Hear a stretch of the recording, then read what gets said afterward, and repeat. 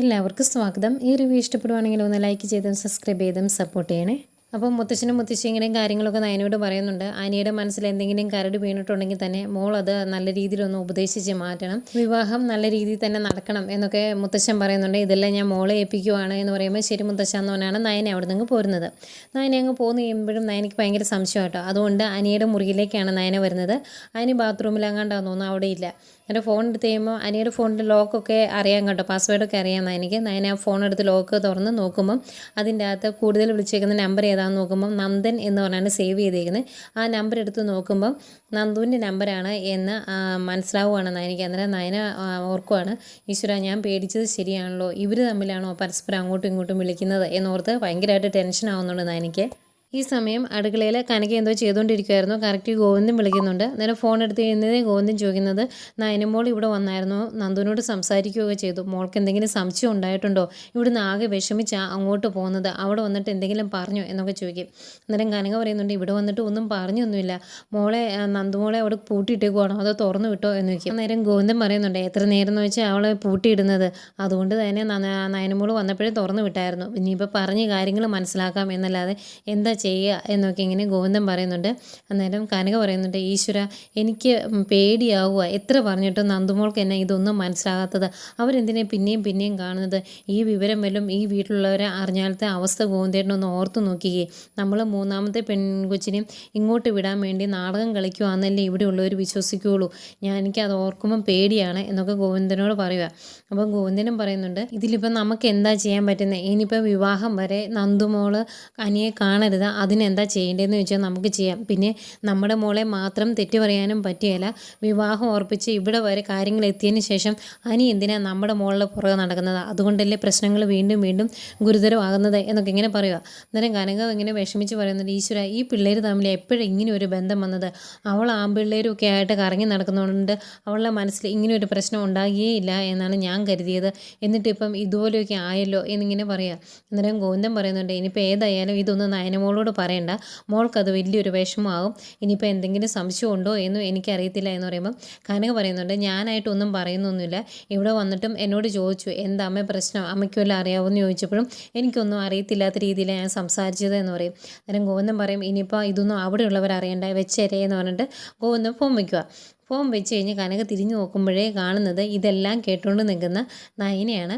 എന്തെങ്കിലും പെട്ടെന്ന് പറയാം, അത് ഞാൻ ഗോവിന്ദേട്ടനെ വിളിച്ച് നന്ദൂട്ടൻ്റെ കാര്യമൊക്കെ ചോദിക്കുമായിരുന്നു എന്ന് പറയും. അപ്പോൾ നയന പറയുന്നുണ്ട്, അമ്മ ചോദിച്ചതും പറഞ്ഞതുമായ എല്ലാ കാര്യങ്ങളും ഞാൻ കേട്ടു എന്ന് പറയും. അതിനിപ്പോൾ ഞാനൊന്നും പറഞ്ഞില്ലല്ലോ എന്ന് പറയുമ്പോഴത്തേക്കും നയന പറയുന്നുണ്ട്, എന്തിനാമ്മ എന്നോട് നിങ്ങൾ ഇതെല്ലാം മറച്ചു വെച്ചത്, നിങ്ങളോട് ഞാൻ പലവട്ടം ചോദിച്ചതല്ലേ, എന്തെങ്കിലും പ്രശ്നമുണ്ടോ നന്ദുവിന് എന്നിട്ട് നിങ്ങൾ എന്താ എന്നോട് പറയാതിരുന്നത് എന്ന് ചോദിക്കും. എന്തെങ്കിലും കനകയ്ക്ക് സങ്കടം വരും. അപ്പോൾ കനക പറയുന്നത്, ഞാൻ എന്താ മോളെ ചെയ്യുന്നത്, മോൾക്ക് അല്ലെങ്കിൽ തന്നെ ഒരുപാട് ടെൻഷനുണ്ട്, അതിൻ്റെ കൂടെ ഇതുകൂടെ അറിയണ്ടല്ലോ എന്ന് ഓർത്തായിരുന്നു നന്ദൂട്ടിനെ പറയാൻ പറ്റുന്ന രീതിയിലൊക്കെ ഞങ്ങൾ പറഞ്ഞ് മനസ്സിലാക്കിയതാണ്, എന്നിട്ടും അവർ തമ്മിൽ കാണുകയും സംസാരിക്കുകയോ ഒക്കെ ചെയ്യുന്നുണ്ട്, എന്താ ചെയ്യേണ്ടത് എന്നിങ്ങനെ പറയുക. അന്നേരം നയന പറയുന്നുണ്ട്, ഞാൻ ഇതൊന്നും ഒട്ടും പ്രതീക്ഷിച്ചതല്ല, അവർ തമ്മിൽ നല്ല ഫ്രണ്ട്സാണ് എന്നാണ് ഞാൻ കരുതിയത്, ഇതുപോലൊരു ബന്ധം അവർ തമ്മിൽ ഉണ്ടാകും എന്ന് ഞാൻ കരുതിയില്ല, ഇനിയിപ്പം ഇത് മുന്നോട്ട് കൊണ്ടുപോകുന്നതിൽ യാതൊരു കാര്യമില്ല, നന്ദുവിനെയാണ് ഉപദേശിച്ച് നമ്മൾ നേർവഴിക്ക് നയിക്കേണ്ടത്, അവൾ ഇനി ഒരു കാരണവശാലും അനിയെ കാണുകയോ സംസാരിക്കുകയോ ഒന്നും ചെയ്യരുത് എന്ന് നയന പറയുന്നുണ്ട്. അന്നേരം കനക പറയും, ആ കല്യാണ പെണ്ണാണെങ്കിൽ ഇതെല്ലാം അറിഞ്ഞു, അവൾക്ക് നല്ല സംശയമുണ്ട്, അതുകൊണ്ട് തന്നെ ഭ്രാന്ത് പിടിച്ചതുപോലെയാണ് ഇങ്ങോട്ട് വന്നത്, ദേഷ്യപ്പെട്ട് എന്ന് പറയും. അന്നേരം നയന പറയുന്നുണ്ട്, പിന്നെ ഭ്രാന്തെടുക്കാതെ അവളുടെ വിവാഹം ഉറപ്പിച്ച് വിവാഹ ഡേറ്റും എല്ലാം ആയി ഇങ്ങോട്ട് വരാൻ റെഡി ആയിട്ടിരിക്കുന്ന പെൺകുട്ടിയാണ് അവൾ, അന്നേരം ഇങ്ങനെയുള്ള കാര്യങ്ങളൊക്കെ അറിഞ്ഞാൽ അവൾക്ക് ദേഷ്യം വരികയല്ലേ, ഇനിയിപ്പം ഇതെല്ലാം അവളുടെ മനസ്സിൽ കിടക്കും, ഇങ്ങനെ ഒരു സംശയം വെച്ചുകൊണ്ടാണ് അവൾ ഇങ്ങോട്ട് വരുന്നതെങ്കിൽ അതിൻ്റെ എല്ലാം ദേഷ്യം നമ്മളോടും കാണിയല്ലേ എന്നൊക്കെ ഇങ്ങനെ നയന പറയുന്നുണ്ട്. അന്നേരം കനക പറയുന്നുണ്ട്, ഞാൻ എന്ത് ചെയ്യാനാ, നന്ദൂട്ടനോട് എത്ര പ്രാവശ്യം പറഞ്ഞതാണെന്ന് അറിയാവോ എന്നിങ്ങനെ കനക പറയുക. അന്നേരം നയന പറയുന്നുണ്ട്, ഇനിയിപ്പം അനാമികയുടെ മനസ്സിൽ ഈ സംശയങ്ങളെല്ലാം മാറാൻ ഒരു മാർഗ്ഗമേ ഉള്ളൂ, അനി അവളോട് സ്നേഹത്തോടെ പെരുമാറുകയും ഒക്കെ ചെയ്യണം, അതുപോലെ ഇനി അനിയുടെ പെണ്ണ് അനാമികയാണ് എന്ന് മനസ്സുകൊണ്ട് അവൻ അംഗീകരിക്കണം, അതിന് ചെയ്യേണ്ടത് എന്താണെന്ന് എനിക്കറിയാം എന്നിങ്ങനെ നയന പറയുന്നുണ്ട് കേട്ടോ. എന്നിട്ട് കനകയോട് പറയുന്നുണ്ട്, നന്ദുവിനെ പറഞ്ഞ് ഉപദേശിക്കണം, അവൾ ഇനി ഒരു കാരണവശാലും അനിയെ കാണുകയോ സംസാരിക്കുകയോ ചെയ്യരുത് എന്ന് പറയും. എന്നിട്ട് നയനെ അങ്ങ് പോകാൻ തുടങ്ങുമ്പോഴേക്കും കനക ചോദിക്കും, മോൾ എന്താ ചെയ്യാൻ പോകുന്നത് എന്ന് ചോദിക്കുമ്പോൾ അതൊന്നും അമ്മ അറിയണ്ട, ഞാൻ ചെയ്തോളാം എന്ന് പറഞ്ഞിട്ട് അങ്ങ് വിഷമിച്ച് പോവുകയാണ് നയന. പിന്നെ കാണിക്കുന്നത് നയനയ്ക്ക് നല്ല ടെൻഷനാണ്. അപ്പം ആകെ വിഷമിച്ച് ഫ്രണ്ട് വശത്ത് വന്ന് ഇങ്ങനെ ഇരിക്കും കേട്ടോ. ആ സമയം അവിടെ ആദർശ് ഇരിപ്പുണ്ട്. അപ്പോൾ ആദർശിന് വൈകുന്നേരത്തേക്കുള്ള ചായ കിട്ടിയില്ല. അപ്പോൾ ആദർശ് പറയുന്നുണ്ട്, ഒരു ചായയൊക്കെ ഉള്ളതായിരുന്നു ഈ സമയത്ത്, അത് കിട്ടിയില്ല. അല്ലെങ്കിൽ ഇടയ്ക്കിടയ്ക്ക് ബ്ലാക്ക് കോഫിയും ഒക്കെ ആയിട്ട് വരുന്ന ആളാണ്. ഇന്ന് ബ്ലാക്ക് പോയിട്ട് വൈറ്റ് പോലും കിട്ടിയില്ല എന്നൊക്കെ പറയുന്നുണ്ട്. അപ്പം നയൻ ഇതൊന്നും ശ്രദ്ധിക്കാതെ ഈ നന്ദുവിൻ്റെയൊക്കെ കാര്യം കൊടുത്ത് ഇങ്ങനെ ടെൻഷൻ അടിച്ചിരിക്കുക. അന്നേരം ആദർശ് ചോദിക്കുന്നുണ്ട്, ഡി നയന് ഞാൻ പറഞ്ഞു വല്ല നീ കേട്ടോ എന്ന് ചോദിക്കും. അന്നേരം എന്താ ആദർശന് എന്താ പറഞ്ഞു ചോദിക്കുമ്പോൾ, നീ ഇവിടെ ഇരിപ്പുണ്ട്, നിൻ്റെ മനസ്സ് ഇവിടെ ഇല്ലല്ലോ, എന്താ പ്രശ്നം എന്നിങ്ങനെ ചോദിക്കുവാണ്. അന്നേരം നയന പറയുന്നുണ്ട്, പ്രശ്നങ്ങളില്ലാത്ത മനുഷ്യരുണ്ടോ ആദർശേട്ടാ എന്ന് ചോദിക്കും. അന്നേരം ആദർശ് പറയും, അങ്ങനെ എന്തെങ്കിലും പ്രശ്നം ഉണ്ടെങ്കിൽ വേറൊരാളോടൊക്കെ ഷെയർ ചെയ്യാൻ കേട്ടോ എന്ന് പറയുമ്പം, ഞാൻ ഷെയർ ചെയ്തിട്ടുണ്ടെങ്കിൽ അതിനെ അതിൻ്റേതായ രീതിയിൽ എടുക്കുന്നവരോടല്ലേ പറയാൻ പറ്റുള്ളൂ, അതിനെ നെഗറ്റീവായിട്ട് എടുക്കുന്നവരോട് പറയാൻ പറ്റില്ലല്ലോ എന്ന് പറയും. അന്നേരം ആദർശ് പറയും, അപ്പം നിനക്ക് പ്രശ്നമുണ്ടല്ലേ, നീ നിൻ്റെ വീട്ടിൽ പോയിട്ട് വന്നതിന് ശേഷമല്ല നിനക്ക് ഇങ്ങനെ ഒരു ബുദ്ധിമുട്ട്, എന്താ അവിടെയാണോ പ്രശ്നം എന്നിങ്ങനെ ചോദിക്കും. അന്നേരം നയന പറയുന്നുണ്ട്, ഞാൻ എല്ലാവരെയും ഒരുപാട് സ്നേഹിക്കുന്നതുകൊണ്ടായിരിക്കാം എനിക്ക് മറ്റുള്ളവരെ കാര്യത്തിൽ ഇത്രയും വേദന തോന്നുന്നത് എന്നിങ്ങനെ പറയും. അന്നേരം എന്താ നിൻ്റെ അനിയത്തിയുടെ പ്രശ്നമാണോ എന്ന് ചോദിക്കുകയാണ്. അന്നേരം പറയുന്നുണ്ട്, അത് മാത്രമൊന്നുമല്ല, ഇവിടെ അനിയുടെ കാര്യവും ആദർശത്തെ ശ്രദ്ധിച്ചില്ലേ, അവൻ വിവാഹത്തോട് അടുക്കും തോറും വിവാഹം വേണ്ട എന്നാണ് പറയുന്നത്, അതെന്താ ആദർശത്തെ ശ്രദ്ധിക്കാത്തത് എന്ന് ചോദിക്കും. അന്നേരം ആദർശ് പറയുന്നുണ്ട്, അതൊന്നും ശ്രദ്ധിക്കേണ്ട കാര്യമില്ല, അവനിപ്പം പെട്ടെന്ന് വിവാഹം വേണ്ട, അവനിങ്ങനെ കളിച്ച് ചിരിച്ച് നടക്കണം, അത് തന്നെയാണ് കാര്യം, അതുകൊണ്ട് അതിനകത്ത് നമ്മൾ വലിയ പ്രാധാന്യം കൊടുക്കേണ്ട കാര്യമില്ല എന്ന്. അന്നേരം നയന പറയുന്നുണ്ട്, ആദർശേട്ടൻ അവനോടൊന്ന് സംസാരിക്കുക, എന്നിട്ട് വിവാഹം അടുക്കാറായ സമയത്ത് ഇങ്ങനെയൊന്നും ചെയ്യരുത് എന്ന് പറഞ്ഞ് അവനെ മനസ്സിലാക്കണം എന്നൊക്കെ പറയും. എന്നിട്ട് പറയുന്നുണ്ട്, കുറച്ച് ദിവസത്തേക്ക് ഇനിയിപ്പം എൻ്റെ മനസ്സ് ഇങ്ങനെയൊക്കെ തന്നെ ആയിരിക്കും, അതൊന്നും ആദർശത്തെ ശ്രദ്ധിക്കേണ്ട, ഏതായാലും ഞാൻ ചായ കൊണ്ടുവരാം എന്ന് പറഞ്ഞിട്ട് നയൻ എങ്ങോട്ട് പോവാം. അന്നേരം ആദർശ് ഓർക്കുന്നുണ്ട്, അവൾക്ക് എന്തോ ടെൻഷനുണ്ടല്ലോ, അപ്പം ഇതിങ്ങനെ മനസ്സിൽ ഓർക്കുന്ന ആദർശിനെയും കാണിക്കുന്നുണ്ട്. പിന്നെ നന്ദുവിനെ കാണിക്കുന്നത്, നന്ദു ആകെ വിഷമിച്ചിരിക്കുമ്പോൾ ഗോവിന്ദനെ അടുത്തോട്ട് വരും. എന്നിട്ട് ചോദിക്കുന്നുണ്ട്, മോളെ എത്ര സ്മാർട്ടായിട്ട് ഓടി നടന്നതാണ് എൻ്റെ മോള്, മോളിലെ സ്മാർട്ട്നെസ് എല്ലാം പോയി, എന്താ മോളെ നിനക്ക് പറ്റിയത്, എത്ര പറഞ്ഞിട്ട് മോൾക്ക് എന്താ മനസ്സിലാകാത്തത് എന്നൊക്കെ ഇങ്ങനെ ചോദിക്കുവാണ്. അന്നേരം നന്ദു പറയുന്നുണ്ട്, എനിക്കറിയില്ല അച്ഛാ, അനി എപ്പോഴാണ് എൻ്റെ മനസ്സിൽ കയറി കൂടിയത് എന്ന് പോലും എനിക്കറിയില്ല എന്നിങ്ങനെ പറയുമ്പോൾ ഗോവിന്ദൻ പറയുന്നുണ്ട്, ആ ബന്ധം ഒരിക്കലും നടക്കാൻ പാടില്ലാത്തതാണ് എന്ന് മോൾക്ക് അറിയത്തില്ലേ എന്ന് ചോദിക്കും.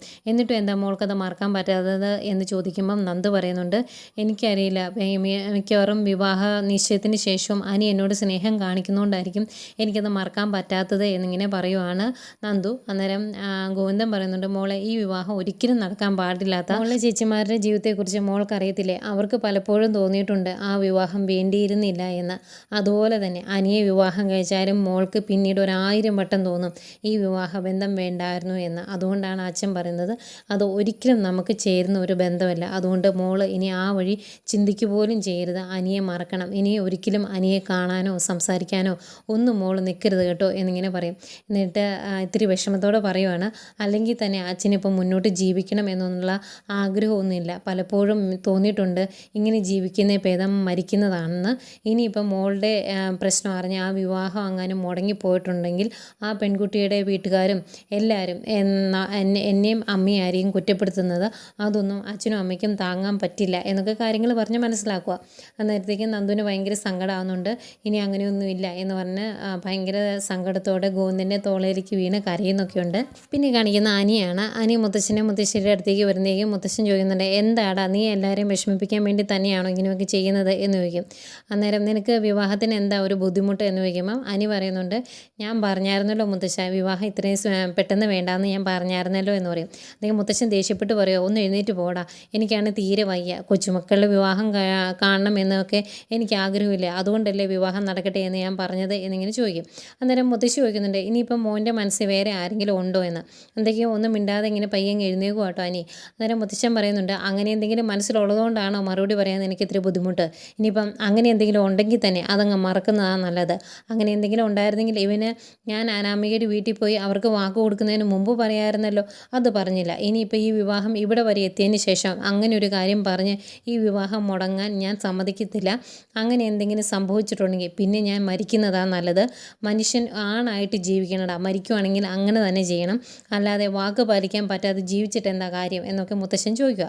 എന്നിട്ട് പറയുന്നുണ്ട്, ഇനിയിപ്പം നിനക്ക് ഞങ്ങളെ അനുസരിക്കാൻ ബുദ്ധിമുട്ടാണെങ്കിൽ ഞങ്ങൾ ഈ വീട്ടിൽ നിന്ന് അങ്ങ് മാറി തന്നേക്കാം, ഞങ്ങളെ അനുസരിക്കാൻ നിനക്ക് പറ്റിയല്ലോ എന്നൊക്കെ പറയുമ്പോൾ മുത്തശ്ശ അങ്ങനെയൊന്നും ഞാൻ പറഞ്ഞില്ലല്ലോ, പിന്നെ അനാമിക ഒരു എടുത്തുചാട്ടക്കാരിയാണ്, അങ്ങനെ ഒരു പെൺകുട്ടി ഈ വീട്ടിലേക്ക് വന്നാൽ ഈ വീടുമായിട്ട് ഒത്തുപോകുമോ എന്ന് ചോദിക്കുക. അപ്പം മുത്തശ്ശൻ പറയുന്നുണ്ട് അങ്ങനെ എന്തെങ്കിലും ഉണ്ടെങ്കിൽ അത് പരിഹരിക്കാൻ ഇവിടെ വേറെ ആൾക്കാരില്ലേ? ഇനിയിപ്പം നീ വേറെ ഏതെങ്കിലും പെൺകുട്ടിയെ വിവാഹം കഴിച്ചാലും ആ പെൺകുട്ടി ഇവിടെ വന്നിട്ട് ഒത്തുപോകണം എന്ന് നിർബന്ധമൊന്നുമില്ലല്ലോ. അതുകൊണ്ട് അതിൻ്റേതായ രീതിയിൽ നമുക്കത് കൈകാര്യം ചെയ്യാവുന്ന കാര്യമുള്ളൂ. അതുകൊണ്ട് തന്നെ ഇനി ഈ വിവാഹം മാറ്റിവെക്കുന്നതിനെ പറ്റിയോ വേണ്ടാന്ന് വെക്കുന്നതിനെ പറ്റിയോ ഒന്നും ചിന്തിക്കുക പോലും വേണ്ട. അതുകൊണ്ട് മണ്ഡപത്തിലേക്ക് സന്തോഷത്തോടെ കയറാൻ തയ്യാറായിക്കോ എന്നിങ്ങനെ പറയുവാണ്. അന്നേരം ഒത്തിരി വിഷമത്തോടു കൂടിയാണ് അങ്ങോട്ട് പോകുന്നത് അനി. അപ്പോൾ ഇവർ സംസാരിക്കുന്നത് നയന് കേൾക്കുന്നുണ്ടായിരുന്നു കേട്ടോ. അന്നേരം അനി അങ്ങ് പോയി കഴിയുമ്പോഴേക്കും മുത്തശ്ശി പറയുന്നുണ്ട് അത് അവന് ആകെ വിഷമമായെന്നാട്ടോ തോന്നിയെന്ന് മുത്തശ്ശി പറയുമ്പം മുത്തശ്ശൻ പറയുന്നുണ്ട് അത് നമ്മൾ കാര്യമാക്കണ്ട. ഈ വിവാഹം മുടങ്ങിയിട്ടുണ്ടെങ്കിൽ ആ പെൺകുട്ടിക്ക് എന്തോരം സങ്കടം തോന്നും, അതുമാത്രം നമ്മളിപ്പോൾ പരിഗണിച്ചാൽ മതിയെന്ന് മുത്തശ്ശനും പറയും. പിന്നീട് നയനെ കാണിക്കുന്നു. നയനയ്ക്ക് ആകെ വിഷമമാട്ടോ ഈ കാര്യങ്ങളെല്ലാം ഇങ്ങനെ ഓർത്തിട്ട്. അന്നേരം കണ്ണൊക്കെ നിറഞ്ഞു വരുന്നുണ്ട്. ഇത് കണ്ടുകൊണ്ടാണ് ദേവയാനിയും ജലജയും അങ്ങോട്ട് വന്നത്. അപ്പം ജലജ ചോദിക്കുന്നുണ്ട് എന്താണ് നിൻ്റെ കണ്ണൊക്കെ നിറഞ്ഞിരിക്കുന്നത്, ഇനിയിപ്പോൾ വല്ല പ്രേമനൈരാശ്യമാണോ എന്ന് ചോദിക്കും.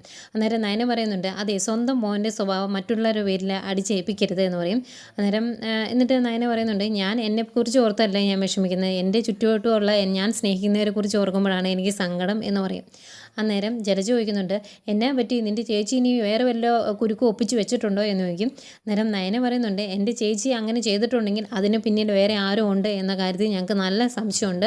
അതുകൊണ്ട് തന്നെ അത് കണ്ടുപിടിക്കുമ്പം വേറെ പലരും പൊങ്ങി വന്നോളും എന്ന് പറയും. അന്നേരം ദേവയാനിയും കൂടി ഉണ്ടായിരുന്നല്ലോ. അപ്പോൾ ദേവയാനി ചോദിക്കുന്നുണ്ട് അല്ലെങ്കിൽ നീ ഇവിടെ ഇരുന്ന് കാര്യമില്ലായിരുന്നോ, അത് അവൾ ചോദിച്ചതിന് നീ എന്തിനാ ദേഷ്യപ്പെടുന്നത് എന്ന് ചോദിക്കുന്നുണ്ട്. അപ്പോഴത്തേക്കും ജലജ പെട്ടെന്ന് വിഷയം വരും. ജലജ പറയുന്നുണ്ട് എൻ്റെ മകൻ കാണാൻ പാടില്ലാത്ത പല കാഴ്ചകളും കണ്ടു, അത് അവൻ ക്ഷമിക്കുകയും ചെയ്തു, പിന്നെ എന്തിനും ഇനിയിപ്പോൾ ഇതിൻ്റെ പുറകെ പോകുന്നത് എന്ന് ചോദിക്കും. അന്നേരം നയന പറയുന്നുണ്ട് എന്തെങ്കിലും പ്രശ്നം ഉണ്ടാകുമ്പം എന്നെയും ചേച്ചിയും കുറ്റപ്പെടുത്തുകയും അതിൻ്റെ പിന്നിലുള്ളവരെ കണ്ടുപിടിക്കും എന്ന് പറഞ്ഞ് ഞങ്ങൾ വാശി പിടിച്ച് അങ്ങ് ഇറങ്ങിക്കഴിയുമ്പം അതിനെ തണുപ്പിക്കാൻ വേണ്ടി ഇങ്ങനെ സംസാരിക്കുകയും ചെയ്യും. അന്നേരം ബുദ്ധി തലയിൽ ആൾതാമസമുള്ളവർക്ക് മനസ്സിലാകും എന്താ കാര്യമെന്ന് മനസ്സിലാകും എന്ന് പറയും. അന്നേരം ദേവേനയും പറയുന്നുണ്ട് ഞാനും പറഞ്ഞിട്ടുണ്ട് ആദർശനോട് എങ്ങനെയാണെങ്കിലും അവനെ കണ്ടുപിടിക്കണമെന്ന്, സത്യം നമുക്കറിയണ്ടേ എന്നിങ്ങനെ ദേവേനെ പറയും. അപ്പോൾ ജലജ പറയുന്നുണ്ട് ഞാൻ പറഞ്ഞത് വേറെ ഒന്നും കൊണ്ടല്ല, പോലീസുകാർ ഇവിടെ കയറി ഇറങ്ങണ്ടല്ലോ എന്നോർത്ത് ഞാൻ പറഞ്ഞതേ ഉള്ളൂ എന്ന് പറയും. അന്നേരം നയന പറയും അതിന് പോലീസുകാർ ഇതുവരെ ഇവിടെ വന്നില്ലല്ലോ, അനന്തപുരിയിൽ നിന്ന് ഒരു ഫോൺ കോൾ ചെന്നാൽ പരാതി ചെന്നാൽ അതെങ്ങനെ കൈകാര്യം ചെയ്യണമെന്ന് പോലീസുകാർക്കറിയാം, അവരിവിടെ കയറി ഇറങ്ങത്തൊന്നുമില്ല എന്ന് നയന പറയും. അപ്പോൾ ദേവേനെ ആദ്യമായിട്ട് നയനെ സപ്പോർട്ട് ചെയ്ത് സംസാരിക്കുകയാണ്.